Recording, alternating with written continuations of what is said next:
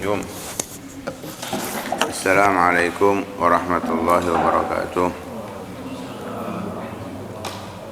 بسم الله والحمد لله والصلاة والسلام على رسول الله سيدنا ومولانا محمد بن عبد الله وعلى آله وصحبه ومن والاه ولا حول ولا قوة إلا بالله سبحان الله الحمد لله ولا إله إلا الله أكبر ولا حول ولا قوة إلا بالله العظيم عدد كل عارف كتب أو يكتب أبد الآبدين ودهر الداهرين سبحانك لا علم لنا إلا ما علمتنا إنك أنت العليم الحكيم نوينا التعلم والتعليم والنفع والانتفاع والتذكر والتذكير والإفادة والاستفادة والحث على التمسك بكتاب الله وسنة رسوله والدعاء إلى الهدى والدلالة على الخير ابتغاء وجه الله ومرضاته وقربه وثوابه سبحانه وتعالى. Nabi sallallahu alaihi wasallam bersabda, la yajtami'u fi jawfi 'abdin al-iman wal hasad. Tidak berkumpul pada hati seorang hamba dua hal yang bertentangan. Yang pertama iman, yang kedua hasad, iri. Artinya Nabi Shallallahu Alaihi Wasallam mengingatkan kepada kita, orang yang beriman itu gak mungkin memiliki sifat iri. Orang yang iri berarti tanda imannya lemah atau bahkan tidak memiliki iman kepada Allah Subhanahu wa taala. Dalam hadis yang lain Nabi Shallallahu alaihi wasallam menjelaskan, la yu'minu ahadukum hatta yuhibba li akhihi ma yuhibbu li nafsihi. Tidak sempurna iman seseorang di antara kalian kecuali dia mencintai untuk saudaranya yang lain, untuk sesama muslim, apa yang dia cintai untuk dirinya sendiri. Orang yang iri nggak mungkin. Kalau bisa yang dimiliki orang lain itu ada pada dirinya, tidak pada orang lain.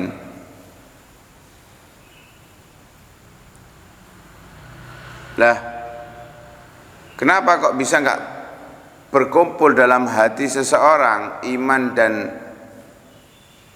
hasad? Orang yang beriman kepada Allah itu pasti dia ridho atas apa yang diberikan oleh Allah Subhanahu wa taala, senang atas apa yang diberikan oleh Allah Subhanahu wa taala, puas dengan apa yang diberikan oleh Allah Subhanahu wa taala kepada dia, tidak melihat kepada orang lain. Yang dimiliki, yang dia punya apa, dia puas, sudah selesai. Kalau sudah puas, kira-kira akan menoleh dengan yang dimiliki orang lain? Enggak. Nah, orang yang beriman sudah seperti itu. Alhamdulillah saya bisa makan, alhamdulillah saya bisa minum, alhamdulillah saya punya pakaian. Enggak ngelihat makanannya itu lebih enak, pakaiannya itu lebih bagus, mobilnya lebih mewah, rumahnya lebih megah. Enggak dilihat itu semuanya. Yang ada pada dirinya dari kenikmatan yang diberikan oleh Allah, dia sudah cukup dengan itu. Puas. Enggak punya sifat iri. Nah, sehingga orang yang beriman itu juga meyakini rizki itu Allah atur dengan rapi sudah. Sebagaimana disampaikan oleh Imam Abdullah bin Alwi al-Haddad dalam salah satu qasidahnya, walladzi li ghairik la yasal ilaik walladzi gusim lak hasilun ladaik. Yang diberikan oleh Allah kepada orang lain enggak mungkin sampai kepada kita, dan yang diberikan oleh Allah kepada kita enggak mungkin salah alamat, pasti akan kita dapatkan. Nah, disinilah kita harus paham bahwa Ketika kita punya rasa iri, itu membahayakan diri kita, karena iman kita yang jadi taruhannya. Dan hasad ini sangat cepat menghabiskan kebaikan-kebaikan kita. Nabi SAW bersabda, innal hasada iyyakum al hasada fa innal hasada ya'kulul hasanat kama ta'kulun narul hatab. Awas dari sifat iri, karena iri itu dapat menghabiskan kebaikan kita sebagaimana api melahap kayu. Karena kalau sudah iri, kenapa kok dikatakan oleh Nabi akan menghabiskan segala macam kebaikan kita? Orang kalau sudah iri itu gelap sudah. Haram akan diterjang. Orang iri haram akan diterjang. Bahkan siap menjatuhkan martabatnya untuk mendapatkan. Iblis itu sombong, menentang Allah, munculnya dari iri yang dimilikinya, dianggap sudah banyak, ibadahnya sudah luar biasa, kok muncul makhluk baru, saya kok disuruh menghormati, memuliakannya. Bahkan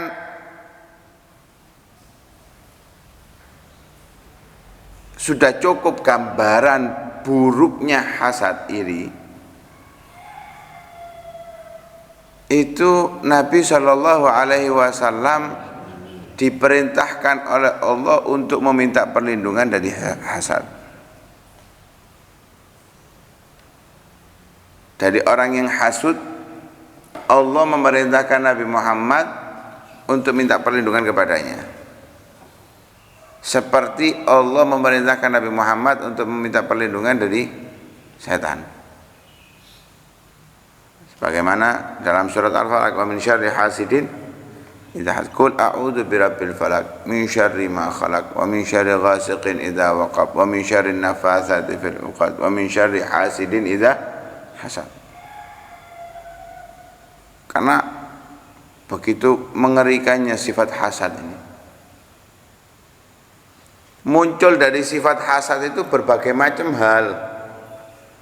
Dia bisa membunuh karena hasad, dia mencaci karena hasad. Padahal kita tahu kalau yang dicaci itu adalah orang muslim, termasuk perbuatan fasik.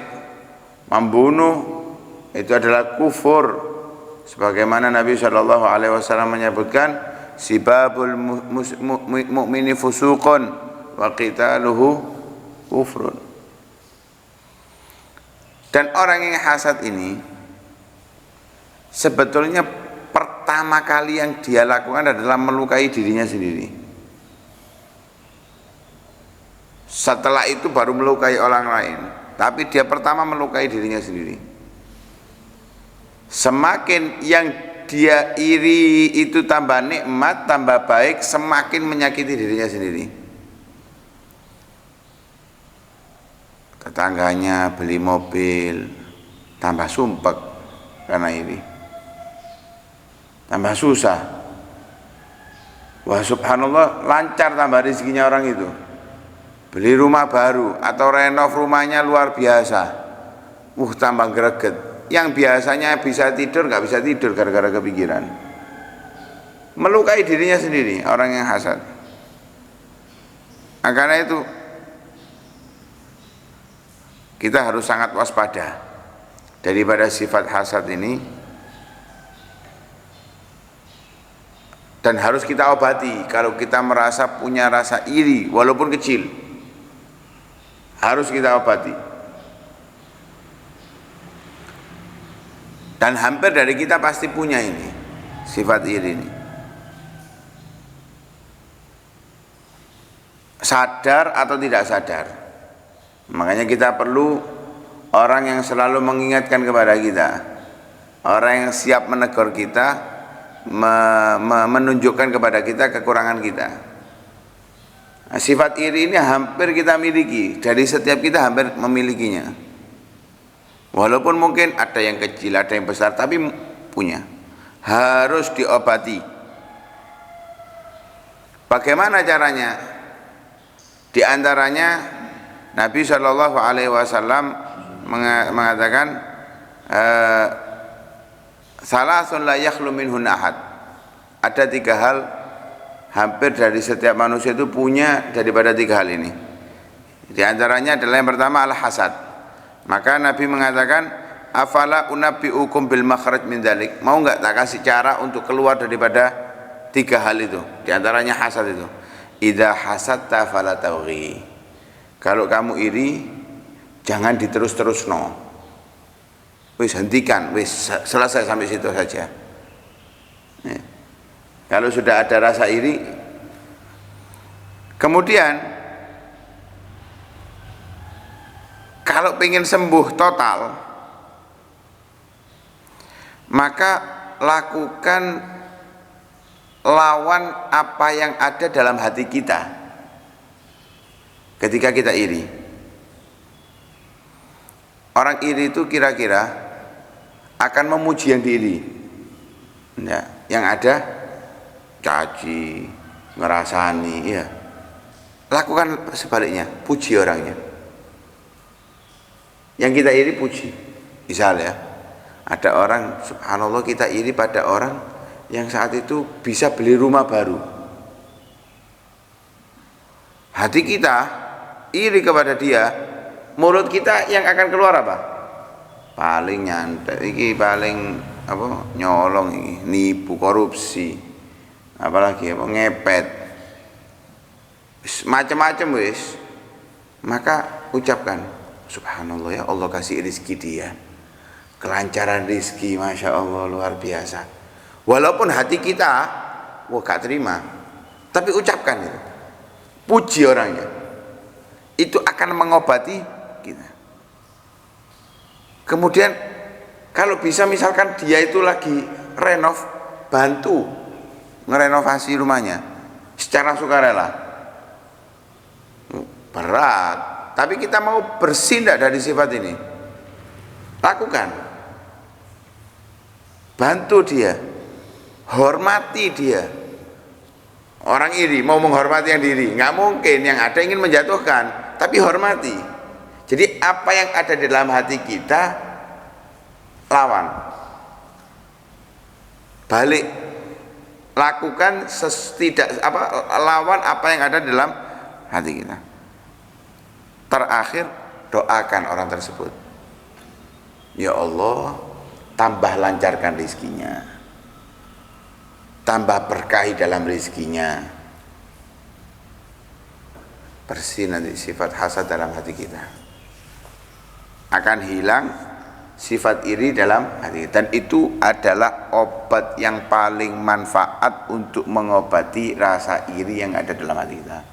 Dan itu tadi contoh, lakukan kepada semua perkara-perkara yang ada dalam hati kita tentang iri kepada orang lain.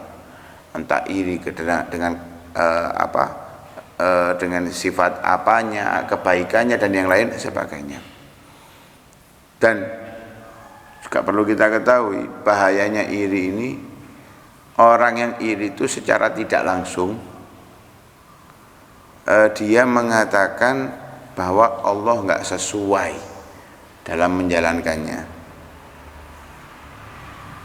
nggak pas dalam membaginya. Berarti dia secara tidak langsung mengatakan Allah nggak adil. Bahaya sekali penyakit ini, bisa membuat kekufuran, bisa menjerumuskan dalam kesesatan. Naudzubillah min dzalik. Nah, karena itu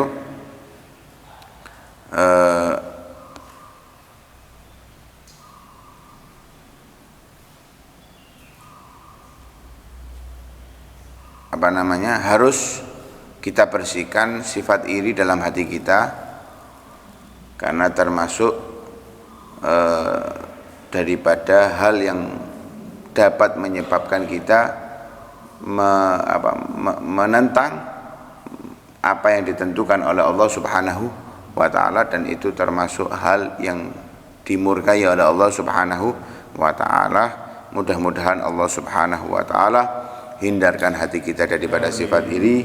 Allah penuhi hati kita dengan ridha dengan apa yang ditentukan oleh Allah Subhanahu wa ta'ala, beriman atas apa yang ditentukan oleh Allah Subhanahu wa ta'ala, pasrah dengan ketentuan-ketentuan Allah Subhanahu wa ta'ala, dan mudah-mudahan Allah penuhi hati kita dengan rasa cinta kepada Allah Subhanahu wa ta'ala. Amin ya rabbal alamin.